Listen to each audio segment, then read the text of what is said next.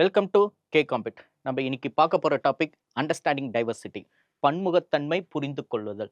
இதில் இந்தியாவில் பல்வேறு இனங்கள் கொண்ட அருங்காட்சியகம் அப்படின்னு சொன்னது யாரு? வி.ஏ. ஸ்மித். அவர் தான் சமுத்திரகுப்தரை இந்திய நெப்போலியன் சொல்கிறாங்க. இந்தியாவில் பல்வேறு இனங்கள் இருக்குது, பல்வேறு மதம் இருக்குது, பல்வேறு மொழிகள் இருக்குது. யார் எந்த மதம் வேணாலும் ஃபாலோ பண்ணலாம். மத சுதந்திரம் நம்ம இந்தியாவில் அதிகமாக இருக்குது. ஃப்ரீடம் ஆஃப் ரிலிஜியன்ஸ், ஃபண்டமெண்டல் ரைட்ஸில் article 25 to 28 freedom of religious பற்றி பேசக்கூடியது.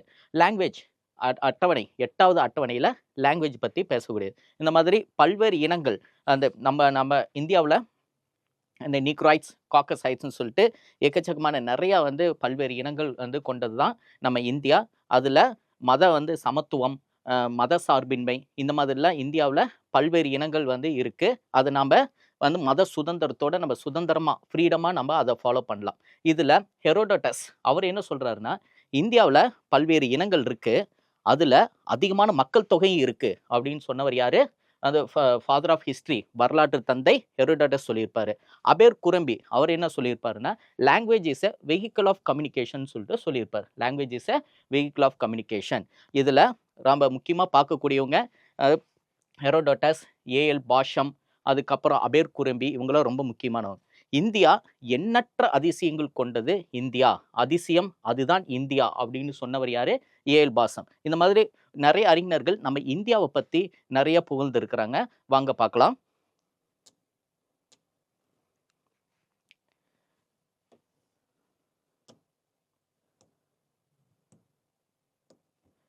கல்ச்சர் ரீஜன், கலாச்சாரம் பகுதி. கலாச்சாரம்னா என்ன? கலை, இலக்கியம், லாங்குவேஜ், ரிலிஜியன்ஸ், இந்த மாதிரி எல்லாமே கலந்தது தான் கலாச்சாரம். பண்பாடு நம்ம முன்னாடி டிஸ்கஸ் பண்ணியிருந்தோம். கலாச்சாரம்னு இருக்கிற வார்த்தை லத்தீன் வார்த்தையிலிருந்து தான் வரப்பட்டிருக்குது. பண்பாடுனா சீர்படுத்துதல், செம்மைப்படுத்துதல்னு அர்த்தம். இதை முதல்ல தமிழில் பயன்படுத்தியவர் டி.கே. சிதம்பரனார். இதை டிகேசி பயன்படுத்தினதா யார் சொல்லியிருப்பாங்க? வையாபுரியார் சொல்லியிருப்பாங்க. முன்னாடியே நம்ம டிஸ்கஸ் பண்ணியிருந்தோம். டிகேசி, இன்னொருத்தர் வையாபுரியார். இதில் ஏஎல் பாஷம் என்ன சொல்லியிருக்காரு?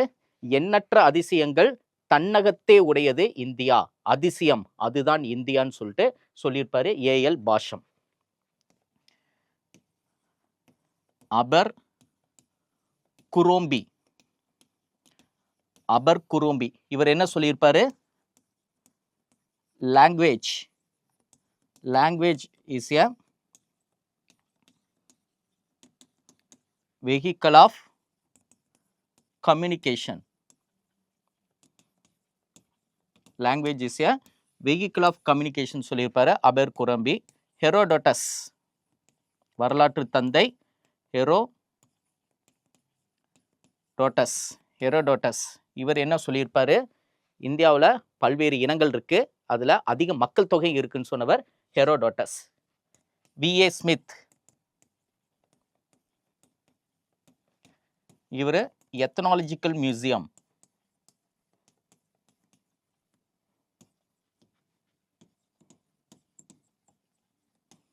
பல்வேறு இனங்கள் கொண்ட அருங்காட்சியகம் சொன்னவர் வி.ஏ. ஸ்மித். இதுல வேற்றுமையில் ஒற்றுமை, பன்முகத்தன்மையை பத்தி ஒரு புக்கில் சொல்லியிருப்பாங்க, டிஸ்கவரி ஆஃப் இந்தியா. இந்த நூல் எழுதியவர் Jawaharlal Nehru.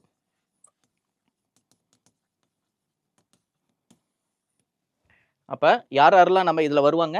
AL Basham, Abercrombie, Herodotus, V A. Smith, அதுக்கப்புறம் ஜவஹர்லால் நேரு எழுதிய புத்தகம் டிஸ்கவரி ஆஃப் இந்தியா. அதுதான் கல்ச்சர்ன்னு இருக்கிறது ரிலீஜியஸ், லாங்குவேஜ், இந்த மாதிரி கலை, இலக்கியம், சமயம் எல்லாம் கலந்தது தான் கலாச்சாரம். அதுதான் வேற்றுமையில் ஒற்றுமைன்னு சொல்கிறாங்க. நம்ம இந்தியாவில் எல்லா மதமும் இருக்குது, எல்லா மதமும் யார் வேணாலும் எப்படி வேணாலும் ஃபாலோ பண்ணலாம். அதப்போ மத சுதந்திரம் பெற்ற நாடு தான் நம்மளுடைய இந்தியா நாடு.